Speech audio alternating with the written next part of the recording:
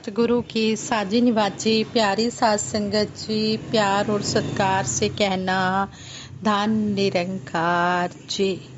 चांद अधूरा है सितारों के बिना, समुंदर अधूरा है किनारों के बिना, गुलशन अधूरा है बहारों के बिना। ऐ मेरे सतगुरु, मेरा जीवन अधूरा है तेरे सहारों के बिना।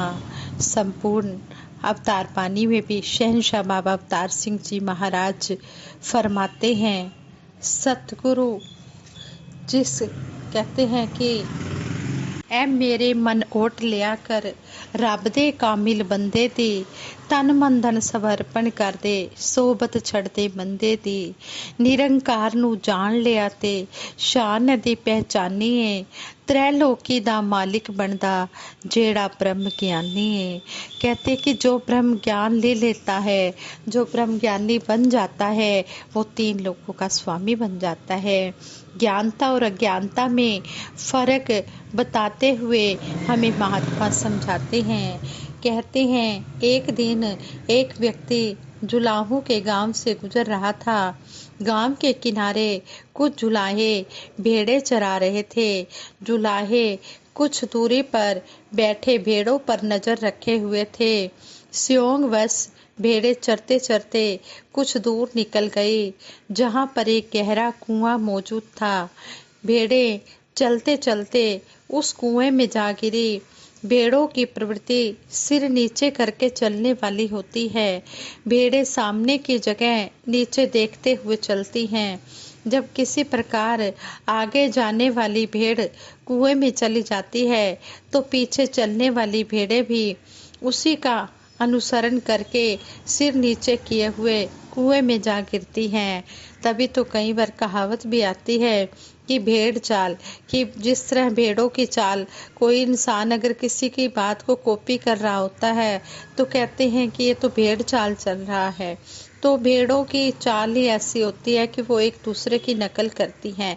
जब एक भेड़ कुएं में गिर जाती है तो उसको देखते हुए सारी ही भेड़ें कुएं में गिरने लग जाती हैं। इस प्रकार सभी भेड़ों को कुएं में गिरते देखकर हमारे साथ के लोगों ने कहा, देखो भेड़ें कितनी अज्ञानी और मूर्ख हैं, एक के बाद एक सभी कुएं में गिरती जा रही हैं। इस सारे घटना को देखते हुए और अनदेखा कर चलते हुए भी हम साथियों की कही हुई बात पर काफी गंभीर हो गए।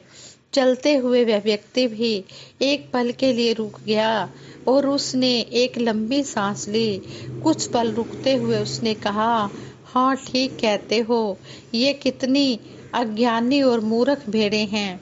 फिर उसने कहा, चलो यह तो जानवर है, इनके पास बुद्धि विवेक की कमी है, पर हम मानव तो बुद्धि विवेक के धनी होते हैं। हमारे पास तो बुद्धि विवेक मालिक ने हमें बख्शा हुआ है। यह जानते हुए भी कि हमारे असंख्य जो बुजुर्ग थे वो एक एक करके मौत के कुएं में समा गए, अज्ञानता में ही पड़े रहे, और हम भी कुएं के किनारे पर लाइन में खड़े हुए हैं। हम भेड़ों को तो देख रहे हैं, पर अपने आप को देखना सही नहीं समझते कि ज्ञान की आंख खोलकर जरा ऊपर भी देख ले। जो आंख खोलकर ऊपर देखता है वह मौत के कुएं में जाने से बच जाता है। कहने का भाव यही है कि सभी प्राणी जन्म लेकर अपने जीवन के सफर को तय करते हुए मौत के कुएं में समा जाती हैं, लेकिन जो जन्म लेने के बाद अपने जन्म लेने के मकसद को जानकर परमात्मा की भक्ति करते हुए आँख खोलकर इस निरंकार ब्रह्म को सतगुरु की शरण में जाकर जान लेता है। कहने का भाव कि मानव जन्म जो मिला है ये इस परमपिता परमात्मा को जानने के लिए मिला है, इस ईश्वर को जानने के लिए मिला है, भक्ति करने के लिए मिला है। चौथे प्रण में भी हमें कहा गया है कि हमने गृहस्थ धर्म का पालन भी करना है, अपने संसारिक काम भी करने हैं, अपने परिवार की पालन पोषण भी करना है, लेकिन साथ ही साथ हमने इस परम पिता परमात्मा की प्राप्ति करके इसको भी हर पल याद रखना है, इसका भी एहसास बना के रखना है। हत्थ कार वल ते दिल यार वल, हमने हाथों से काम काज करना है, दुनियावी काम हमने हाथों से करने हैं और अपने मन को, अपने चित्त को इस प्रभु के चरणों में लगा कर रखना है। कहते हैं कि जब ऐसा हो जाता है तो वह मानव जो है नरक के कुएं में जाने से बच जाता है और उसे मोक्ष की प्राप्ति हो जाती है। यह बात जब हमने अपने हम सफ़र साथियों से बताया तो वह भी सोचने के लिए लाचार हो गए। हम सब भी जीवन के आगे का सफ़र इसी जन्म मृत्यु मोक्ष धर्म अर्थ काम के बारे में चर्चा करते हुए कब पूरा हो गया पता भी नहीं चला और मृत्यु के समीप जा खड़े हुए। इस मृत्यु का कोई पता नहीं। कहते हैं कि मौत और गाहक का कोई पता नहीं होता, ये कब आ जाए। फर्क इतना है कि भेड़ बनकर नहीं, इस निरंकार परम पिता परमात्मा को जानकर मोक्ष प्राप्ति के लिए हमने आगे से आगे बढ़ते चले जाना है।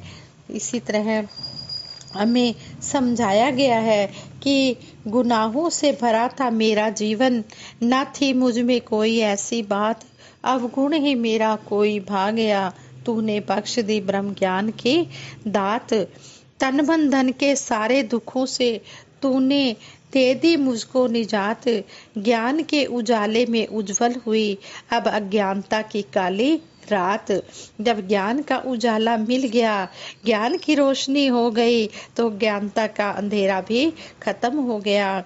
तेरी बख्शी ऊंचाई को पाकर भूलूं ना अपनी औकात। कहते हैं कि ब्रह्म ज्ञान लेने से पहले हमारी क्या औकात थी उसको ना भूले, और जो सतगुरु ने हमें ये अनमोल ब्रह्म ज्ञान बख्शा है इस सौगात को भी ना भूलें। तेरी रहमतों में अपनी औकात को ना भूलूं, दिन के उजाले पाकर रात को ना भूलूं। कहते हैं कि सत्संग सेवा सिमरन ना छूटे, बढ़ता रहे श्वासों के साथ। इन श्वासों का कोई भरोसा नहीं, ये कब खत्म हो जाए। इसलिए सबसे पहले मानव जीवन का जो लक्ष्य है ब्रह्म ज्ञान की प्राप्ति करनी, इसको पाकर फिर सेवा सिमरन सत्संग, जो 3 पिलर सतगुरु ने बताए हैं, इनको भी हमने करने हैं। रोम रोम तेरा ऋणी रहे, पाकर तेरी ये अनमोल सौगात। हमारा जो रोम रोम है हर पल इस सतगुरु सच्चे पातशाह का शुक्रगुजार है, कर्जदार है कि इन्होंने हमें ये अनमोल सौगात दी है। हर पल ये अरदास रहे, अब घर घर हो सुख की बरसात। हर पल सतगुरु के चरणों में यही अरदास है कि हे मेरे दातार सच्चे पातशाह, सभी के घरों में ये ज्ञान का उजाला फैले, सभी के घरों में सुखों की बरसात हो। ब्रह्म ज्ञान तो पा लिया, अब शुभ कर्मों की करे शुरुआत। ब्रह्म ज्ञान तो इस तरह है जिस तरह एक छोटा बच्चा स्कूल में एडमिशन लेता है, उसके बाद हमने अपने कर्म करने हैं, सेवा सिमरन सत्संग करना है। अच्छे कर्म जो हमें सतगुरु ने बताए हैं कि हमने मानवता की सेवा करनी है, ये हमने कर्म करते चले जाना है। फिर हमारी क्लास लगती है जब हम सत्संग में आते हैं, ये हमारी सत्संग रूपी क्लास है। सत्संग हमारा स्कूल है और संतों का संग हमारी क्लास है। हमने संतों महापुरुषों के वचनों को सुनना है और सुनकर उन पर अमल करना है। फिर कहते हैं कि हमारे एग्ज़ाम भी होने हैं, एग्ज़ाम भी होते हैं। सतगुरु जब हम सत्संग में जाते हैं, हमें आशीर्वाद लेने का मौका मिलता है, तो वहाँ पर यही फिर होता है कि जो कुछ भी हम सीख रहे हैं वहाँ पर सुनाना है कि हम सत्संग में तो आ रहे हैं, हमने यहाँ आकर कितना सीखा है। भक्ति की शक्ति से ही संवर सकती है ये सारी कायनात। जब तक इंसान सतगुरु की शरण में नहीं आता तब तक वो अपना सुधार नहीं कर पाता। भक्ति की शक्ति से ही जब अपना सुधार हो जाता है, कहते हैं कि जब अपना सुधार हो जाता है तो सारा संसार सुधरा हुआ नजर आता है। जैसी दृष्टि वैसी सृष्टि, जैसे हम होते हैं हमें दूसरा इंसान भी वैसा ही नजर आता है। जैसे कहते हैं कि एक बार युधिष्ठिर को भी और दुर्योधन को भी उनके गुरुजी ने भेजा युधिष्ठिर को कहा कि जाओ कोई बुरा व्यक्ति ढूंढ कर लाओ। युधिष्ठिर सारे नगर में घूम कर आ जाता है, लेकिन उसे कोई बुरा व्यक्ति नहीं मिलता। फिर थोड़ी देर बाद दुर्योधन को भेजा जाता है कि कोई अच्छा व्यक्ति ढूंढ कर आओ। दुर्योधन सारे नगर में घूम आता है, लेकिन उसे कोई अच्छा व्यक्ति नहीं मिलता। तो आगे से गुरुदेव युधिष्ठिर जी से कहते हैं, क्या बात, आपको भेजा था कि कोई बुरा व्यक्ति ढूंढ लाओ, आपको बुरा व्यक्ति नहीं मिला। आगे से युधिष्ठिर कहता है, नहीं, मुझे तो सभी अच्छे लगे, बुरा जो देखन मैं चला, बुरा न मिला कोई, जिन खोजा अपना, मुझसा बुरा न कोई। युधिष्ठिर जी कहने लगे कि मुझे तो अपने से सभी अच्छे लग रहे थे, मुझे कोई बुरा नजर ही नहीं आया, किसी में बुराई नजर ही नहीं आई। जब दुर्योधन से पूछा कि तुझे कोई अच्छा इंसान नहीं मिला, तो दुर्योधन कहता है, मुझे तो सारे ही बुरे नजर आ रहे थे। यानी कि दुर्योधन की जो दृष्टि थी वो बुरी थी, वो अच्छा देख ही नहीं पा रहा था। तो फिर सतगुरु को कहना पड़ा, जैसी दृष्टि वैसी सृष्टि। फिर गुरुदेव ने कहा, जैसे जिसकी नजर होती है उसे वैसा ही संसार नजर आता है।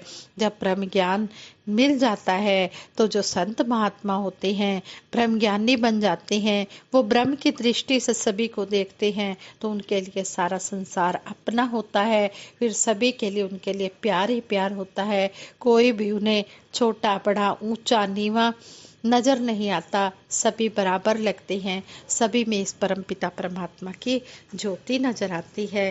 तो इस तरह हमें सतगुरु ब्रह्म ज्ञान की बारे में समझा रहे हैं कि ब्रह्म ज्ञान के बिना जीवन शून्य है। जीवन में ब्रह्म ज्ञान का होना बहुत जरूरी है। ब्रह्म ज्ञान की महत्ता, ब्रह्म ज्ञान की जानकारी ब्रह्म ज्ञानी को ही होती है। एक अलौकिक ज्ञान है। जब व्यक्ति का सौभाग्य जाग जाता है, तभी उसे ईश्वरीय ज्ञान की प्राप्ति होती है। तभी तो हम कहते हैं कि बड़े हमारे अच्छे भाग्य हैं, कितने भाग्यशाली हैं हम, जो हमें इस युग में जन्म मिला है, जो हमें सतगुरु सच्चा पातशाह मिला है। इसने अपनी मेहर भरी नज़र हम पर की है, वरना हमारे अंदर कोई ऐसा गुण नहीं था कि सतगुरु हमें ये ब्रह्म ज्ञान दे देता। सतगुरु मेरे रहमत कीती चरना दे ਨਾਲ ਲਾਇਆ ਏ, रम्या राम अवतार गुरु ने छिंद दे विच विखाया है। मेरे सतगुरु ने रहमत किया है, तरस किया है और हमें ये ब्रह्म ज्ञान से जोड़ा है। कहते हैं कि सतगुरु ब्रह्म ज्ञान प्रदान करके हमारे जीवन को सफल बनाते हैं। ब्रह्म ज्ञान के बिना जीवन शून्य माना जाता है। जिस प्रकार बिना प्राण का शरीर, बिना पानी का तालाब, बिना पत्तों का पेड़, बिना पति की पत्नी, बिना बालक का घर, बिना दूल्हे के बराती होते हैं, वैसे ही बिना ज्ञान के व्यक्ति का जीवन अर्थहीन होता है। वह व्यक्ति बहुत सौभाग्यशाली है जिसे जीवन में सतगुरु मिला और ब्रह्म ज्ञान रूपी दिव्य सौगात मिली। इससे इसका 84 का चक्कर छूट जाता है, उसकी भटकन दूर हो जाती है। ब्रह्म ज्ञान ही पुरुषार्थ है, यह जीवन की चुनौती है। ब्रह्म ज्ञान ही विवेक की असली पहचान है। वे नर नारी बड़े ही सौभाग्यशाली हैं जिन्हें यह अलौकिक सौगात प्राप्त हुई है। इसे जानने के बाद कुछ भी जानना शेष नहीं रह जाता। परमात्मा सब जगह व्यापक है। ब्रह्म ज्ञान के बाद ही कण कण में विराजमान परम पिता परमात्मा का एहसास होता है। ब्रह्म दर्शन परम पुण्य का सूचक है। यही अलौकिक ज्ञान होता है। यही अलौकिक ज्ञान गीता में भगवान श्री कृष्ण जी ने अर्जुन को विराट रूप दिखाकर स्पष्ट किया था। तभी अर्जुन ने कहा, आप आदि देव सनातन पुरुष हैं। महात्मा कबीर जी ने भी ब्रह्म ज्ञान के बारे में कहा कि इस अलौकिक ज्ञान का आनंद तो सच्चिदानंद का ही दूसरा नाम है। सात समुंदर की मसी करूं, लेखनी सब बन राए, धरती सब कागज करूं, हरि गुण लिखा न जाए। ब्रह्म ज्ञान के प्रभाव से मानवीय गुण मन में अपने आप उत्पन्न होते हैं। भगत का मन पवित्र होता है, क्योंकि इस निरंकार ब्रह्म को वह चारों ओर देखता है। वह स्वयं एक सजग चौकीदार की तरह काम करता है। सहनशीलता, नम्रता, शिष्टाचार, परोपकार, सदाचार, विशालता आदि लिए हुए जीवन को सहजता के साथ व्यतीत करता है। वह अपना जीवन विवेक के आधार पर समर्पण भाव से व्यतीत करता है। जिस प्रकार महारानी द्रौपदी की लाज भगवान श्री कृष्ण जी ने बचाई, इसी प्रकार संसार में अपनी रक्षा के लिए सारा जीवन परमपिता परमात्मा की भक्ति में व्यतीत ही भगत का कार्य होता है। श्रीमद् भगवत गीता में कहा गया है, संपूर्ण धर्मों को अर्थात संपूर्ण कर्तव्य कर्मों को मुझ में त्याग कर तू मुझ एक सर्वशक्तिमान सर्वाधार परमेश्वर की शरण में आ जा, मैं तुझे सब पापों से मुक्त कर दूंगा। ब्रह्म ज्ञान की उपयोगिता एक ब्रह्म ज्ञानी को ही मालूम होती है। यह ज्ञान सत चित आनंद देने वाला है। इस प्रभु की रजा में रहना ही सुखदायक है। सेवा, सिमरन और सत्संग वाला लोग बेगमपुर कहलाता है। उसमें भगत अपना भाव, विचार सब कुछ परमात्मा पर न्यौछावर कर देता है। निश्चय ही इसका अनुभव ही संतोष और आनंद देने वाला है। जिस प्रकार आम का स्वाद आम खाकर ही प्राप्त किया जा सकता है, इसी प्रकार ब्रह्म ज्ञान का लाभ ब्रह्म ज्ञानी को ही मिलता है। आज के जो विचारों का टॉपिक ये यही है कि ब्रह्म ज्ञान के बिना जीवन शून्य है। ब्रह्म ज्ञान लेने से ही जीवन की मुक्ति होती है। ब्रह्म ज्ञान मुक्ति का आधार है। इसको हमने अंतिम श्वास तक अपने मन में बसा कर रखना है। सतगुरु के चरणों में अंतिम श्वास तक हम सब ने जुड़कर रहना है। सभी के लिए दासी सतगुरु माता जी के चरणों में यही अरदास करती है, हे सच्चे पातशाह, सभी को तन मन धन के सुख देते हुए सेवा सिमरन सत्संग के साथ जोड़ के रखना। सभी का तन निरोगी हो, मन निरोगी हो और धन से भी सभी धनवान हो। भाग भाग कर संतों महापुरुषों की सेवा सभी करें। जो संतां दी सेवा अंदर तन मन धन लगांदा है, मन दी मैल असल विच अपनी समझो धोई जांदा है। सतगुर दे उपदेश तो वड्डी होंदी कोई बाणी नहीं, मन अपने नू पेट चढ़ाना इस तो वध कुर्बानी नहीं।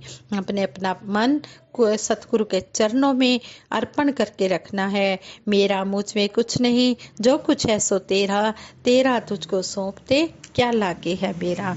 आज संगत जी प्रेम से कहना, धन निरंकार जी।